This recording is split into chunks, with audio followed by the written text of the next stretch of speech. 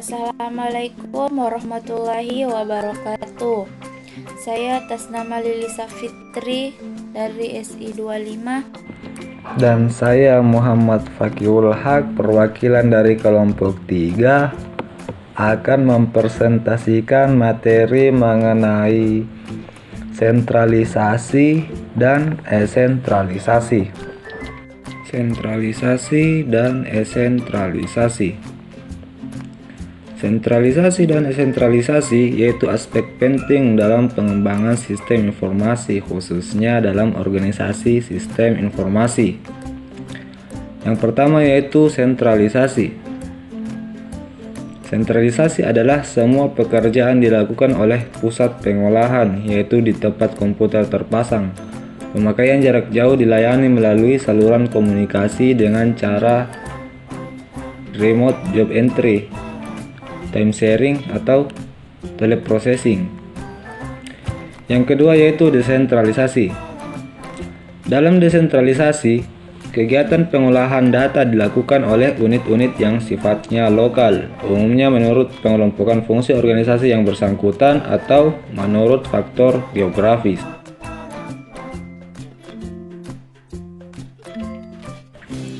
Kemudian selanjutnya yaitu keuntungan dan kerugian dari sentralisasi. Standarisasi data dan informasi, pendidikan dan latihan, serta sudahnya pengembangan sistem database merupakan keuntungan yang utama. Sedangkan kerugiannya adalah partisipasi pemakai terhadap usaha-usaha komputerisasi. Kemudian keuntungan dan kerugian desentralisasi. Keuntungannya, skala ekonomi tampaknya tidak ada. Integrasi merupakan problem yang serius, khususnya dalam rangka pembentukan sistem database. Kemudian, kerugiannya standarisasi dalam hal kerja dan sasaran pokok organisasi sering kurang mendapat perhatian. Karena desentralisasi timbul karena pemilihan perangkat keras dari pabrik yang berbeda serta berbeda tingkat kemampuannya, maka keserasiannya sangat diasingkan.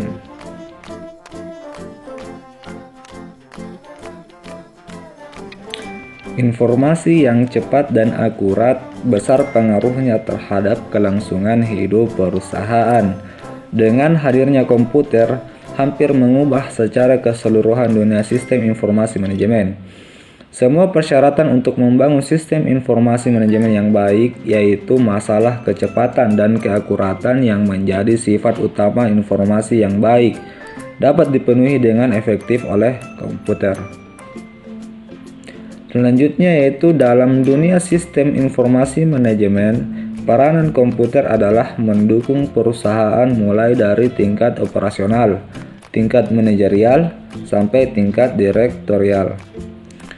Komputerisasi yang dilaksanakan dalam suatu perusahaan berlangsung secara bertahap, yaitu tahap pengenalan, penularan, integrasi, administrasi, dan pematangan. Untuk materi selanjutnya akan dijelaskan oleh teman kelompok saya. Tata letak ruang komputer. Ruang komputer atau server adalah segala jenis ruang yang berisi instalasi komputer, baik tunggal maupun jaringan, atau tempat perangkat utama komputer diletakkan. Sedangkan data pendukung seperti piranti keluaran dapat diletakkan di ruang lain tergantung kebutuhan. Tetapi pada umumnya yang terdapat di ruang komputer adalah CPU, printer, dan perangkat masukan lainnya. Yang dapat kita letakkan di ruang lain adalah terminal komputer, piranti masukan dan keluaran yang menggunakan CPU komputasinya melalui perangkat penghubung atau communication channel.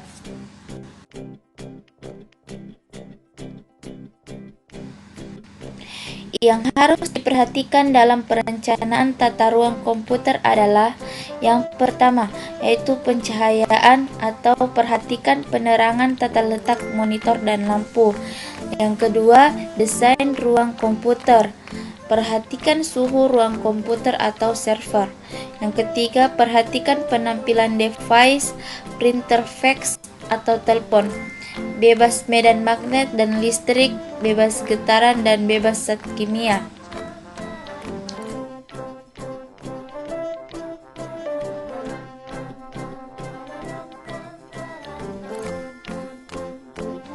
Yang kelima, terdapat UPS, Unit Interruptible Power Supply. Yang keenam, bebas dari debu, asap, dan terhadap gas-gas tertentu.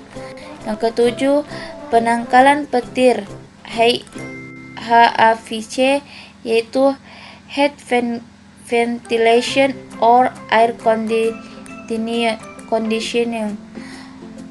Dan terakhir yaitu Fire Protection atau deteksi dan pemadam kebakaran.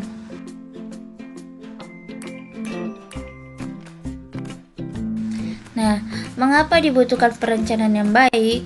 Pertama yaitu karena untuk keamanan alat. Keamanan alat yaitu pertama, peralatan yang ada umumnya sangat bernilai bagi kelangsungan sistem dan tidak murah. Terus yang kedua, kebutuhan yang khusus atau memenuhi syarat tertentu karena peralatan komputer dan peralatan komputer dengan kemampuan tinggi umumnya sensitif terhadap suhu, kelembapan, dan tenaga listrik. Alasan kedua yaitu kenyamanan. Yang pertama yaitu mempermudah pengecekan secara berkala. Yang kedua yaitu efisiensi dan efektivitas perawatan sistem. Yang ketiga, besar dan rumit. Umumnya pusat komputer atau pengolahan data kontrol LAN akan sangat besar dan rumit. Yang kedua yaitu jaringan komputer terpusat yang ada juga biasanya secara fakta sangat rumit. Keseimbangan perencanaan. Perlu diperhatikan keseimbangan elemen-elemen yang akan mempengaruhi desain ruang komputer dan termasuk peralatannya, yaitu elemen-elemen tersebut diantaranya yaitu lokasi ruang komputer, tata ruang, keamanan fisik, sistem UPS, generator listrik cadangan, distribusi daya listrik, sistem pendinginan, dan kelembapan udara, reservoir, deteksi dan pemadam kebakaran, kontrol akses dan keamanan, dan sistem monitoring untuk seluruh elemen tersebut.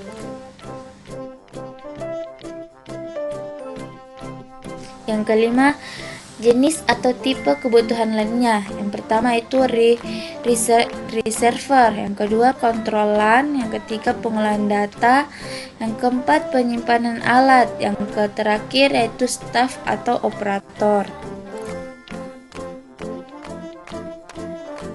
Sekarang masuk di desain tata letak komputer. Harus diantisipasi adanya kebutuhan untuk peningkatan daya listrik dan perluasan di kemudian hari. Terus harus tersedia pendinginan yang cukup dan sebanding terhadap beban yang ada. Harus diancang kontrol akses dan sistem keamanan ke ruang komputer yang sesuai dengan jenis ruangnya. Lanjut ke tata ruang komputer.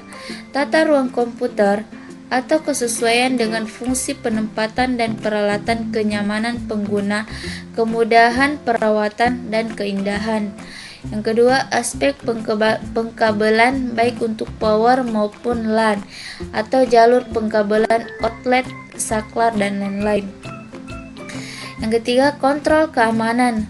Mudah diamati pengaman instalasi listrik dan LAN.